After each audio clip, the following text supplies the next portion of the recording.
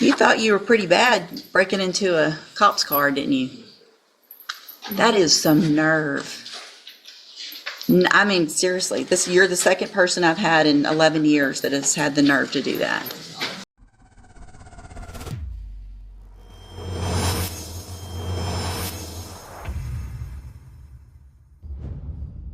All right, sir, you're Bryce Thomas. And Mr. Thomas was previously in court, entered pleas of guilty in cause number 24, DCCR 0389 to the third-degree felony offense of prohibited weapon. Cause number 24, DCCR 0390, also a third-degree felony of possession of a prohibited weapon. Cause number 24, DCCR 0391, pled guilty to the state jail felony offense of theft of a firearm. Cause number 24, DCCR 0392, pled guilty to the lesser offense of indecency with a child by exposure, also a third-degree felony. There was no plea agreement. I have received and reviewed the pre-sentence report. Your Honor, this is a very young kid that in a very short period of time stepped off the cliff and got himself in a lot of trouble. I will represent to the court when I was encased by his family. One of my issues was the recovery of the weapons because they were law enforcement weapons. I will represent to the court that almost immediately, mysteriously, weapons ended up in my office in the front hallway and were returned to the sheriff's department. And I'd like the court to take notice that those weapons are off the street and back into the department. Could you speak up a little bit, please? Oh, back into the department. We go open because I do not have a recommendation. You can place him on probation for a period of 10 years and see what he does. These are third-degree felonies that you can do. At the very end, state jail, the theft of the firearm. You could put him in a state jail for a period of time and put him on probation for the other one. I would ask that if you are going to send him to the penitentiary, that maybe in reference to the sexual offense, that you do place him on probation, so that you can have some accountability for him once he got out for a period of time. That would give the court maybe whether or not he's learned his lesson. Now, as you peruse through the 35 pages of incident reports, and I'm not trying to be funny, because I've talked at length with Mr. Thomas about those, and he'd like to address the court on those. It is what it is, and that's not behavior of whether or not he would be able to follow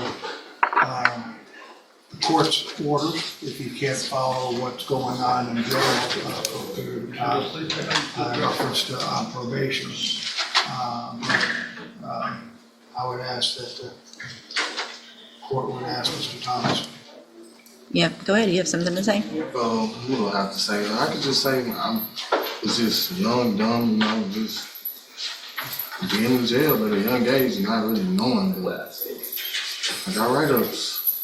Yeah, but once you get several write-ups, the whole point of growing up is to learn from your mistakes. Yes, ma'am. So if you keep getting write-ups, then you can't just say I'm young and dumb, so I keep getting write-ups. I don't disagree that you're young and dumb, but this is ridiculous. I know our jail cannot wait for you to get out.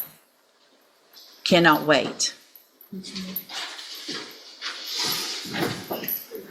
Mr. Coleman?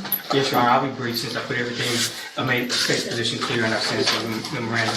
I'd like to briefly shift the focus from the write-ups to the underlying facts in this case, which Yeah. I believe are Still in out of cop cars. stealing from patrol vehicles, at least 2 patrol units, Your Honor. Detective Matt Dixon is here if you want to hear more details of the detective. But Your Honor, I think the audacity, the boldness to steal these weapons from a police car goes to show what exactly the nature of this defendant is and what we're dealing with here. And even more than that, Judge, it appears from the underlying facts that the defendant may be implicated in a series of other car burglaries. We've got a Glock switch that converted one of those weapons into a fully automatic weapon. He was conspiring with another juvenile, a 16-year-old, to steal the weapons, which a photograph is attached to my sentencing memorandum if you've seen it. This was nothing less than an arsenal that these kids amassed, Judge. I shudder to think what could have become of these weapons if they would end up in the hands of other criminals, if they could have been used against law enforcement, Your Honor. Long gone are the days where there's a low caliber Saturday night special that these kids use, in some type of a crime. They are loaded for bear with fully automatic weapons. I'd ask the court to make an example out of this defendant. He benefits from not having a criminal history to speak of, but Your Honor, this is beyond the pale. I'd ask you to send him, do 2 things, a split sentence in this case. Sentence him to prison for what he's done, and then following that, a consecutive probation period so that we can continue to monitor him and supervise him after he's released from prison. Thank you, Your Honor. Yes, ma'am. What are y'all doing? What are you doing with all these? In Texas, a judge Not can shooting sacrifice. people. Sir? Not shooting people. You're not shooting people yet. What are you shooting? Why would you have these? What are you getting these to shoot at? Just to be tough and say you have guns? No. That's all that's happening with these guns on the street is y'all are shooting at each other, at other people, at houses, at cars, at whatever. There's no reason to have these kind of guns. These aren't hunting guns, right? You're not going to shoot a deer. Do you hunt? I do. Do I you? have before, but Have you? yes, Which one of these is your hunting gun? none of those.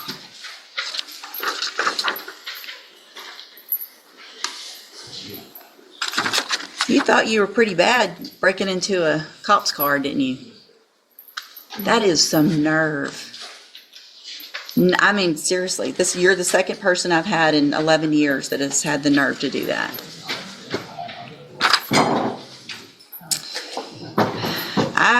Here's what I'm going to do, because I agree with Mr. Coleman. I would like, at least in the indecency case, to get treatment and probation on that case so that we know you're not going to go make that type of bad decision again. But I'm not giving you probation on everything. You're going to you want to change your life and do better and not be young and dumb, you're going to have some time to figure that out. So in cause number 24, DCCR 0389, I'm going to find that you entered your plea of guilty freely and voluntarily, find sufficient evidence to find you guilty, and at this time find you guilty of possession of a prohibited weapon. Mr. Coleman actually asked me to sentence you to 5 years. I don't think that's enough. I'm going to sentence you in that case to 7 years in the institutional division of the Texas Department of Corrections. You'll receive credit on that sentence for any time you've been in custody. And part of the reason I made it lengthier is because you have been in custody so long, and a 5-year sentence really isn't going to amount to much. Cause number 24, DCCR 0390, also find sufficient evidence to find you guilty, and at this time find you guilty of possession of a prohibited weapon. Sentence you to a term of 7 years in the institutional division of the Texas Department of Corrections. You will also receive credit on that sentence for any time that you've been in custody that the law gives you the right to receive. In cause number 24, DCCR 0391, find sufficient evidence to find you guilty, and at this time find you guilty of the state jail felony offense of theft of a firearm. Sentence you to a term of 2 years in the state jail prison. You will receive credit on that sentence for any time that you've been in custody that the law gives you the right to receive. Then in cause number 24, DCCR 0392, find sufficient evidence to find you guilty. However, in that case, I'm going to defer all proceedings, place you on probation. No, that's the third. I'm going to find you guilty of that offense, sentence you to a term of 10 years in the institutional division, but I'm going to suspend that and place you on probation for 10 years. Can I address the court on that? Mm-hmm. With the deferred, though, with the registration, it would, if he did comply after he got out, that he may have a chance, instead of a conviction. He's already got 3 convictions, I a fourth. understand that, but a sexual, kind of, May I respond, Judge? That is a reduced plea to a reduced charge. I agree. I'd like to point that out. Can I give a straight on indecency though? Hold on. I think it has to be deferred. Hold on.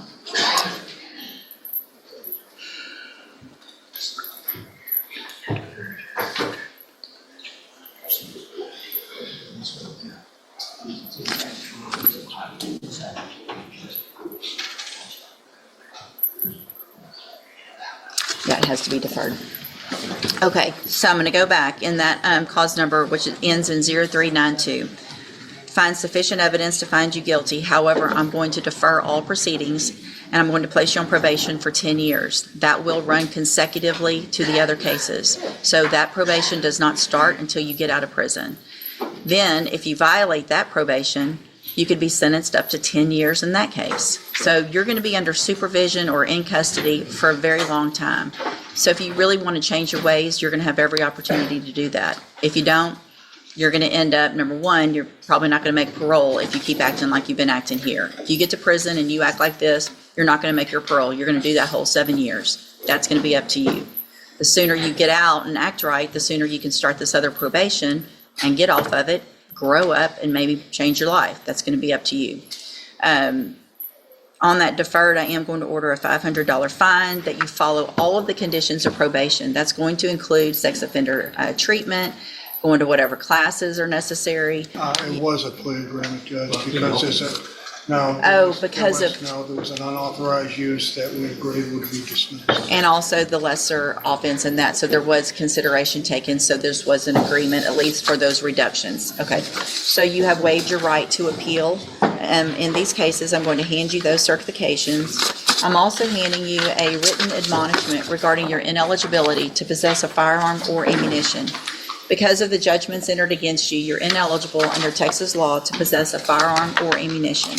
Possession of a firearm or ammunition could lead to charges against you. Firearm is a legal term, and you should read that written admonishment I provide you to see what devices qualify as a firearm. If you have questions about the laws that make you ineligible to possess a firearm or ammunition, or about how long that lasts, you can talk with Mr. Burbank. All right, good luck to you, sir. You can go back with the bailiff.